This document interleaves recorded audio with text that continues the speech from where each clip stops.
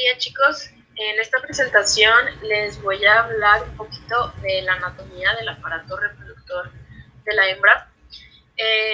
Servirá básicamente a modo de recordatorio de todas estas estructuras y también un poco acerca de su función, resaltando algunas diferencias anatómicas entre especies, ¿sí?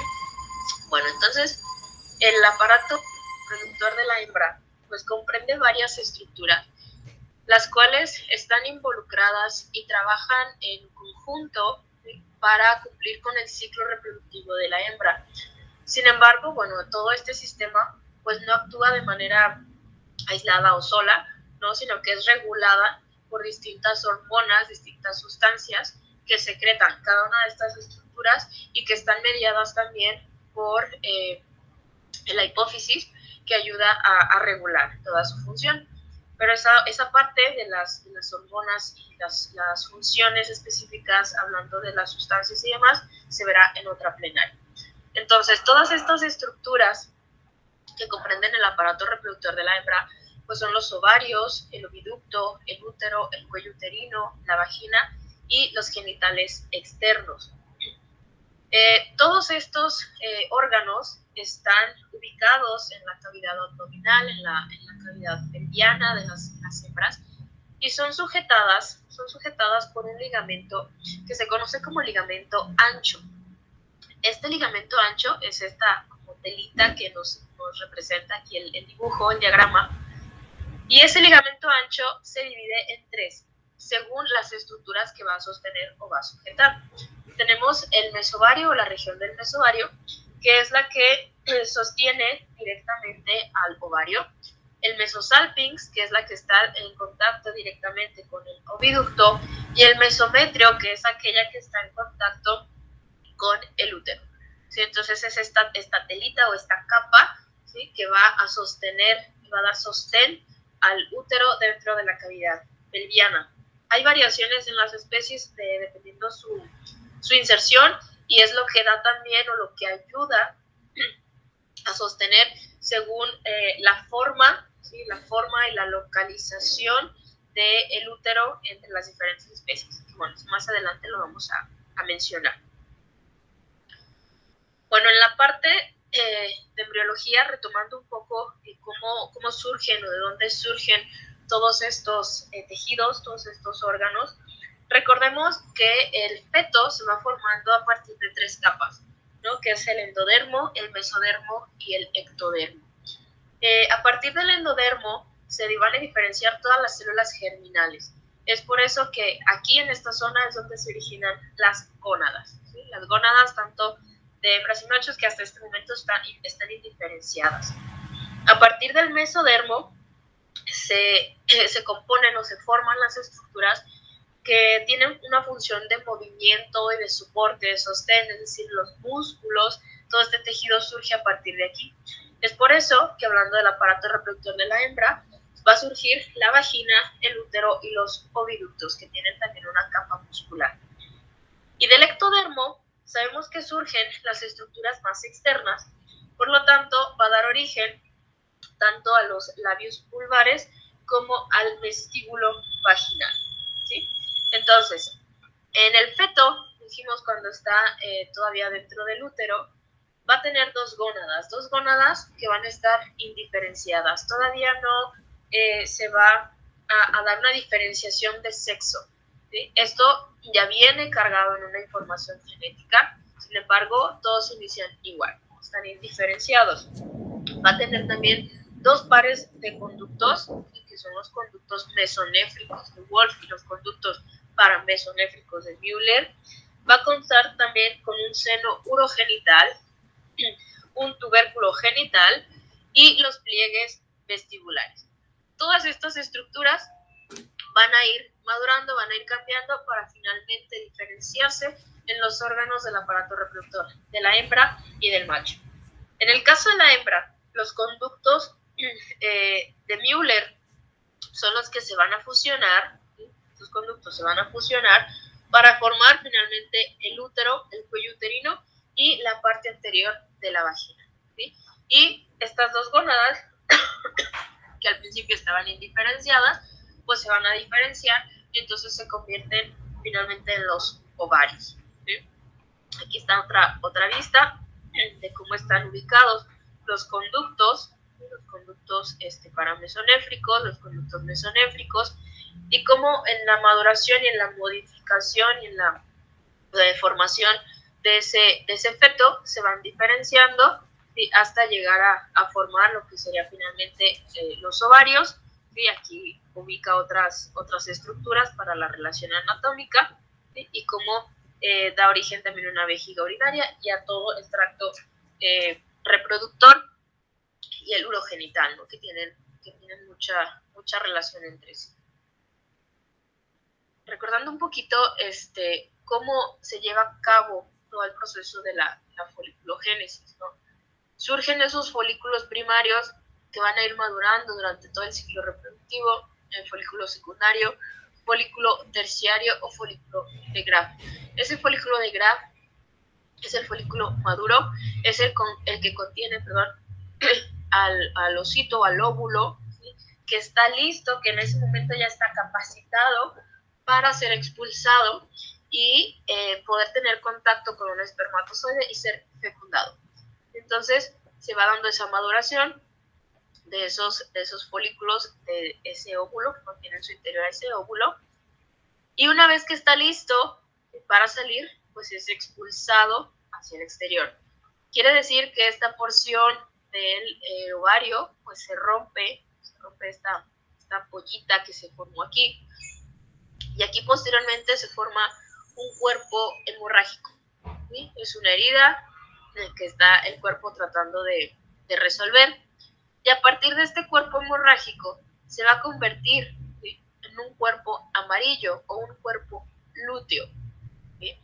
Ese cuerpo lúteo, ese cuerpo amarillo, es el que, si existe la fecundación, si existe el contacto de un espermatozoide con el óvulo y es fecundado, este cuerpo amarillo permanece durante toda la gestación. Si no es fecundado ese óvulo, ese cuerpo amarillo recibe la señal o recibe el mensaje de que tiene que desaparecer para permitir que inicie nuevamente el proceso o esa maduración de los folículos. Entonces, finalmente, este cuerpo amarillo tiene una regresión, disminuye su tamaño y se convierte en un cuerpo blanco o cuerpo albicans, ¿sí?, que permanece a modo de cicatriz de varios ciclos. La forma del ovario varía, la forma y el tamaño varían con la especie y con la etapa del ciclo estral. En los rumiantes tiene una forma almendrada, lo mismo que en las perras, solamente con el tamaño pues va a ser mucho más pequeño, pero tiene una forma más o menos almendrada. En la yegua tiene forma de frijol.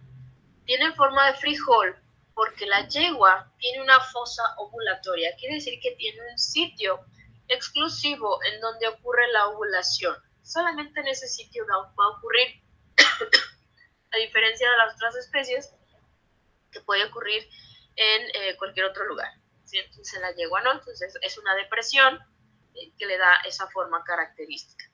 En la cerda, ¿sí?, tiene forma, se la describe como un racimo de uvas, ¿sí?, porque son tan abundantes los folículos o los cuerpos amarillos que puede tener, ¿sí?, que se ven así con muchas bolitas. No sé si lo alcanzan a percibir aquí, no es de muy buena calidad la imagen.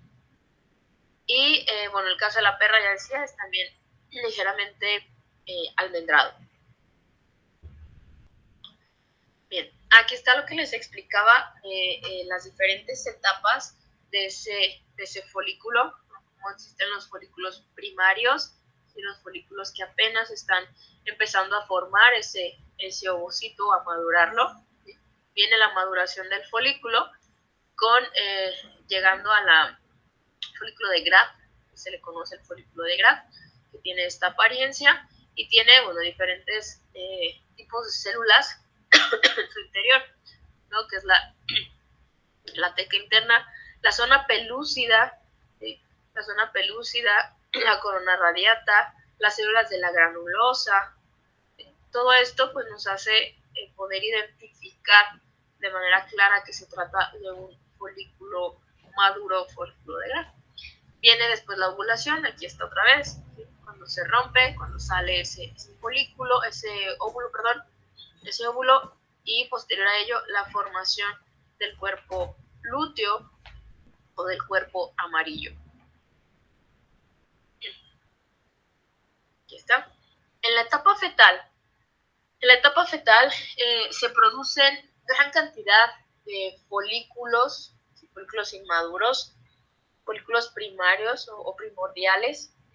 Se produce, yo creo que la mayoría de los folículos que van a ser madurados o liberados, procesados por el ovario de esa hembra. Cuando nace la hembra, cesa esa producción, se disminuye de manera considerable. Una vez en la pubertad o en el inicio de la etapa sexual, ¿sí? Esa cantidad vuelve a bajar, vuelve a disminuir. Y cuando llega ese animal, esa hembra, a una etapa adulta, una vejez, ¿sí? Llega con muy pocas células germinales, muy pocos folículos primordiales, ¿sí? Razón por la cual en las hembras de edad avanzada, ¿sí? La capacidad reproductiva disminuye de manera muy importante, de manera considerable, ¿no? Entonces, es en la etapa fértil o en la edad fértil, ¿sí? Cuando estos folículos primordiales que ya están ahí generados comienzan a madurarse. Y empiezan a madurarse otra vez folículo primario, secundario, folículo de Graf, que es el que está listo para liberar al óvulo. Entonces, en esa foliculogénesis alcanza su pico en la etapa fetal, su mayor pico de producción. Y después, en la vida del animal, hay diferentes momentos en los que empieza a bajar, empieza a disminuir, hasta que son muy pocos realmente los folículos o los óvulos que puede llegar a liberar. Y todo esto va a estar mediado por estas dos, váyanselas grabando, váyanlas recordando, la LH y la FSH. ¿Sí? Las vamos a estar mencionando a partir de la siguiente presentación. Se va a estar mencionando de manera constante esas dos hormonas y otras. Bien, entonces el cuerpo amarillo, que es aquí está, se lo presento, el cuerpo amarillo, dijimos, se desarrolla después de que el folículo liberó al óvulo. Tras esta ovulación va a comenzar esa hipertrofia, y se van a crecer esas células y se va a empezar a luteinizar. ¿Sí? ¿Qué se va a luteinizar? Las células de la granulosa. ¿Se acuerdan de otra imagen que viene en las partecitas del folículo? Bueno, esas células de la granulosa van a empezar a adquirir esta apariencia, ¿sí? Del cuerpo amarillo, y es como una ampolla que se va a sentir en la superficie del ovario. ¿Sí?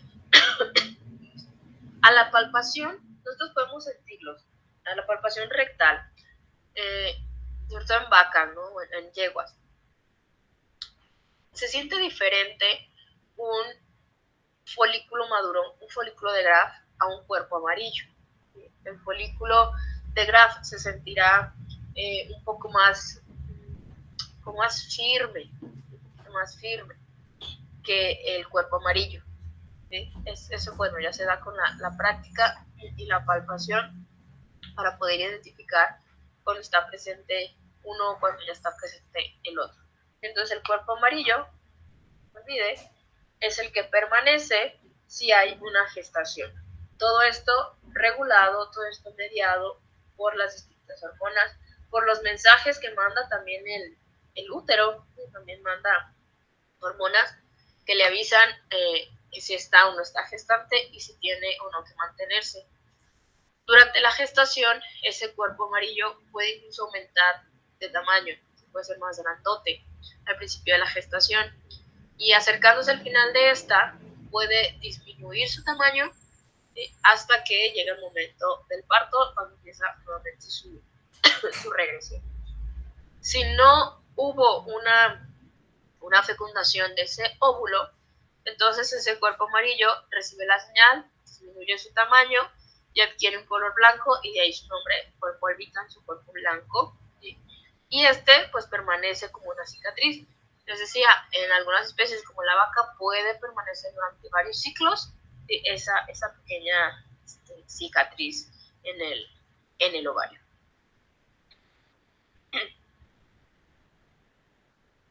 Bien, pasamos entonces al oviducto. El oviducto es la estructura que continúa o que sigue después del ovario. El ovario de los mamíferos se encuentra encerrado en una bolsita, una bolsa ovárica, pero esta está abierta y tiene una estrecha relación con este oviducto. El oviducto se va a dividir en 4 partes.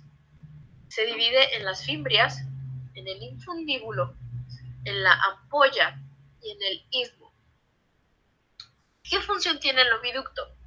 El oviducto va a ser el encargado de captar, ¿sí? De captar el óvulo que es expulsado a partir del ovario. Entonces aquí está una unión muy, muy estrecha. Las fimbrias son las que van a captar primeramente a ese óvulo y lo van a movilizar, lo van a trasladar, ¿sí? Por todo el oviducto. La luz de este órgano, de este oviducto, va a variar, siendo más amplia la luz en estas primeras estructuras, es decir, en el infundíbulo, y se va a ir reduciendo a medida que avanza hacia la unión útero-tubárica. ¿Sí? ¿Qué más encontramos en este oviducto? En este oviducto encontramos que es cuando una mucosa tiene distintos pliegues que tienen que ver con esta luz del órgano. Les decía, esos pliegues son más estrechos a medida que baja hacia la unión útero-tubárica. También cuenta con células ciliadas y células no ciliadas. Las células ciliadas, que tienen pues estas como pelitos, ¿no?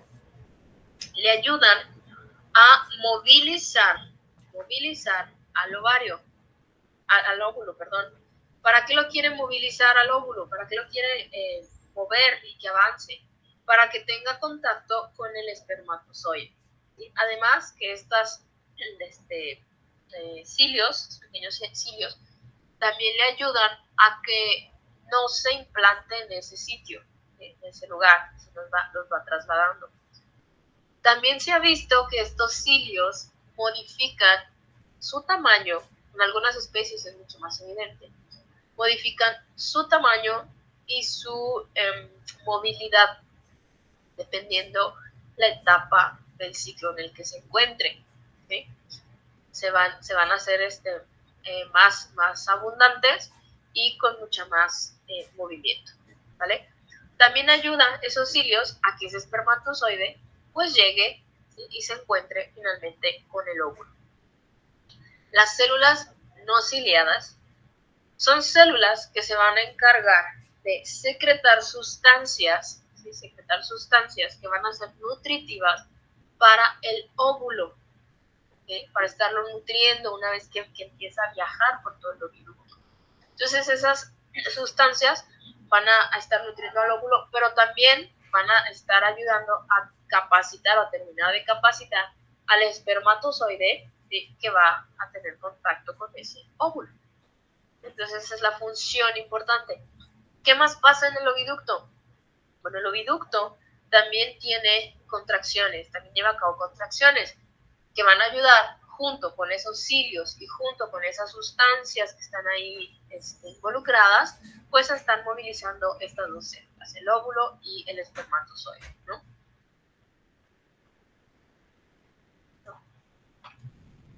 Sí. Cuando yo palpe en una vaca, identificar la localización de los cuernos y poder encontrar un ovario, por ejemplo, en una yegua, ocurre de manera distinta, está ubicados de manera distinta. Entonces debemos de tenerlo muy presente, esas diferencias anatómicas, ¿vale? Bien, también le podemos encontrar glándulas endometriales.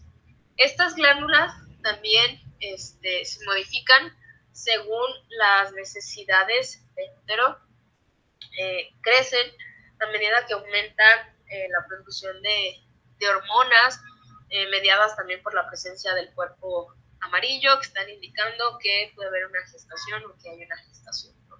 Entonces, estas se van modificando. Lo mismo ocurre con las células epiteliales del endometrio. Estas se cambian, crecen si existe una gestación. Las secreciones del útero, ¿para qué van a servir?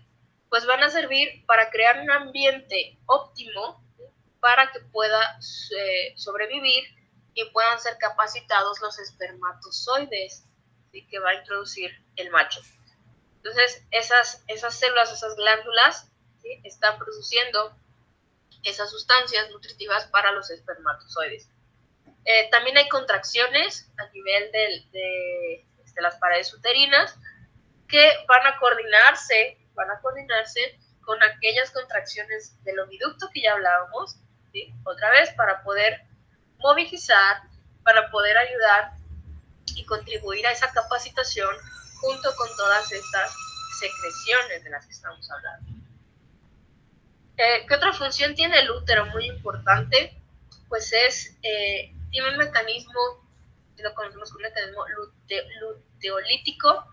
Quiere decir que el útero, que fue estimulado primeramente por el cuerpo amarillo que se formó, va a mandar la señal o va a producir una sustancia, una hormona, que le va a avisar al cuerpo amarillo que no hubo gestación y que entonces se tiene que destruir o que tiene que haber una regresión de él.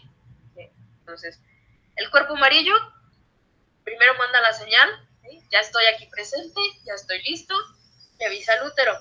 Y el útero, pues le va a decir si hay o no hay gestación, permanece o hay que destruirte. Entonces es la comunicación que tienen. ¿A través de qué? De las hormonas. Y a través de las hormonas que vamos a mencionar la plenaria siguiente. ¿Vale? Bien. Entonces, ese es el útero. Después del útero, después del cuerpo uterino, nos vamos a topar con el cuello uterino o cervix. También tiene varias diferencias importantes a resaltar entre las distintas especies. Esta estructura es parecida a un esfínter, ¿sí?, que se proyecta hacia el interior de la vagina, es decir, se proyecta hacia acá. Es como un saquito, un pequeño esfínter, ¿no? Entonces, ese cervix es un órgano fibroso, está formado también por tejido conectivo, también tiene tejido muscular liso, tiene una pared muy gruesa y una luz muy estrecha. Es una luz muy, muy estrecha. Cuenta con pliegues cervicales o anillos cervicales, que es donde existe la mayor diferencia entre las especies. En los rumiantes, estos anillos cervicales son muy marcados, se ven aquí. Bueno, aquí no se alcanza a percibir tanto, casi. En el caso de la cerda, son también más cerraditos. Yo les digo que se imaginen como un cierre, un zipper, y como los dientitos van así como embonando. ¿Sí? Y esto es porque se van a adaptar al contorno de la punta del pene del berraco. Y recuerden cómo es la punta del pene del berraco, es como un espiral. Entonces, como para que pueda tener contacto, ¿no?, y entrar ahí. En el caso de la yegua, los pliegues son muy notables también, y estos también se proyectan hacia la vagina. Entonces, fíjense cómo hay diferencias importantes en esta estructura en las diferentes especies, ¿sí? Aquí está ese esfínter del que hablábamos, ¿no? ¿Cómo se llama? Ese pequeño esfínter. Aquí está. La longitud también varía entre las distintas especies.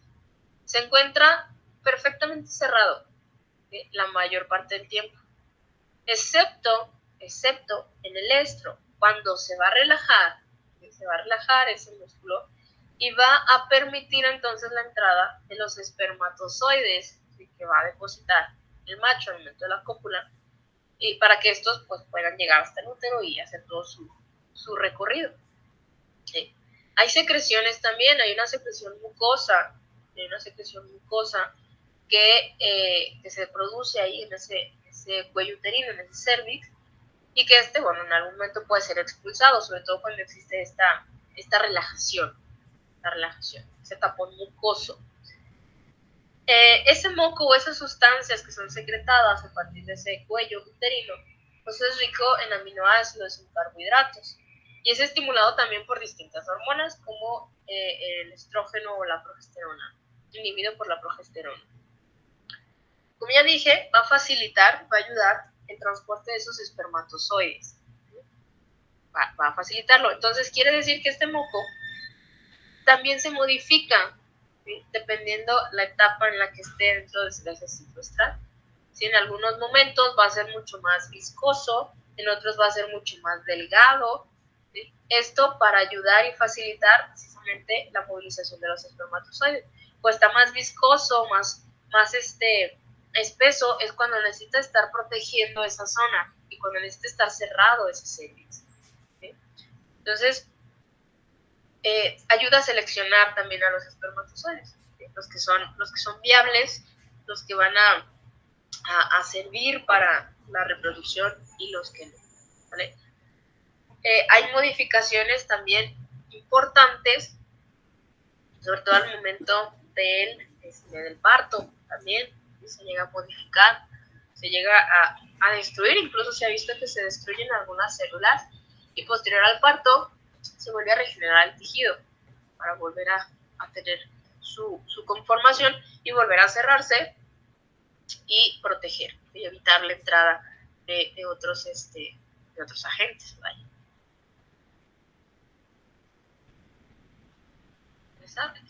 Que les mencionaba de el vestíbulo,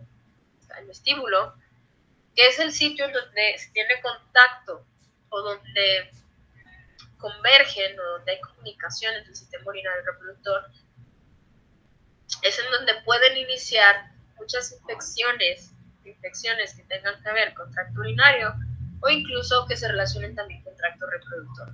¿Por qué? Por esa comunicación o esa que comparten esa área, ¿no? Entonces digamos que es de las áreas que pueden estar más contaminadas.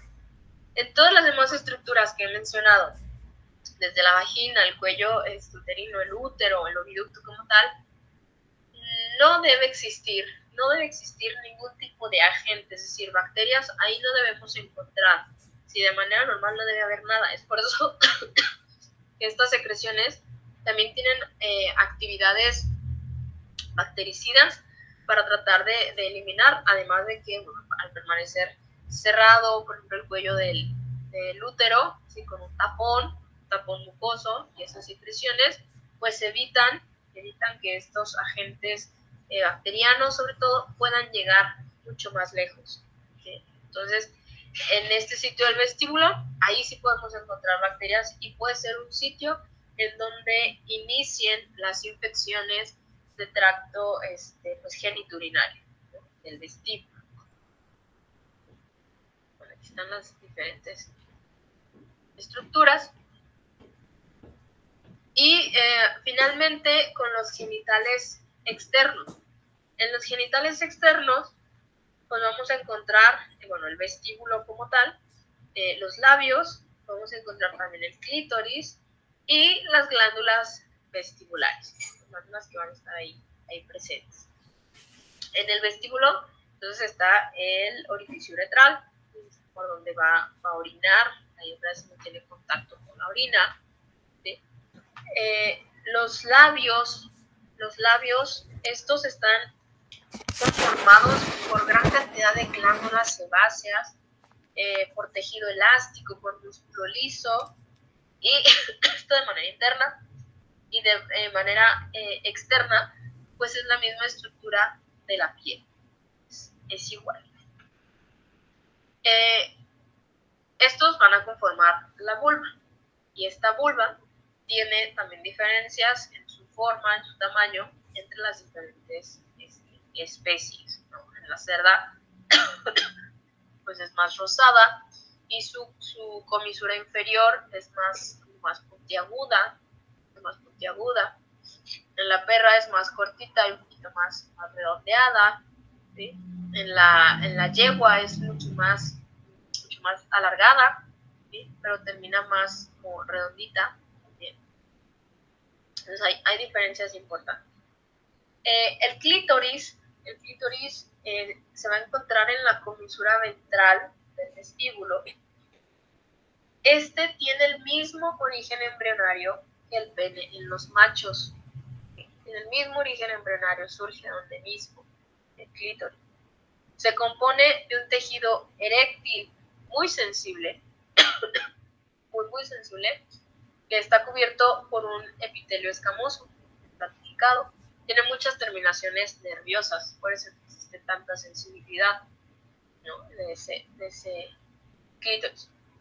En algunas hembras, sobre todo en vacas, también se ha visto que el himen suele ser tan prominente y suele ser como manera de saquito, una membranita que está presente. Ese saco puede interferir a veces con la cópula. Entonces, puede haber incluso lesiones importantes a partir de esta estructura, o puede simplemente interferir con la cópula en ese himen, sobre todo cuando vacas primerizas, y que pues no se lleve a cabo de manera satisfactoria la cópula, y por lo tanto no quede gestante esa hembra. Entonces, esos son los genitales externos. Bien, en esta tablita básicamente se resume toda la información que les acabo de dar en esta presentación. Me gusta porque pone de manera muy concreta, muy clara, ¿no? Desde la forma del ovario, el peso aproximado de los ovarios, el número de folículos que maduran, porque recuerden que puede variar. Por ejemplo, en el bovino, que puede ser máximo dos folículos que lleguen a madurar, pero por ejemplo en el porcino, en la cerda, puede llegar a ser hasta 20 o más de 20. Y precisamente esto es lo que les da esa apariencia de racimo de uvas que yo les mencionaba al principio, ¿no? Todos esos folículos que están madurándose en la superficie, entonces se ve ese lleno de bolitas, ¿sí? Todas las bolitas. Entonces, ahí está la variación, y tiene que ver, claro, con el número, la cantidad de crías, ¿no? Que pueden tener por gestación. La bolsa ovárica, que decía, el saquito, en donde está cubierto, donde está protegido ese ovario, la longitud de los oviductos, que varía en especies, el tipo de útero, que decíamos puede ser bicornal o bipartido, la longitud de estos, de los cuernos, la longitud del cuerpo del útero, las características del cérvix, ¿sí? La longitud del cérvix, la longitud de la vagina, el diámetro de los folículos y el diámetro del cuerpo lúteo, ¿vale? Entonces, en algunas, el folículo puede ser más grande, siendo más grande que un cuerpo lúteo. ¿Para qué nos sirven estas referencias? Pues para saber identificar en el momento de un diagnóstico, de gestación, al momento de tratar de identificar en qué etapa del ciclo están, ¿sí? Podemos entonces nosotros identificar si es un folículo que ya está maduro, a punto de salir el óvulo, o ya ocurrió la ovulación y tenemos un cuerpo amarillo que está ahí presente, ¿no? Todo esto ayuda a sincronizar a las hembras para el momento de las cópulas o en las inseminaciones artificiales, pero bueno, eso ya se hablará también más adelante de todos estos temas.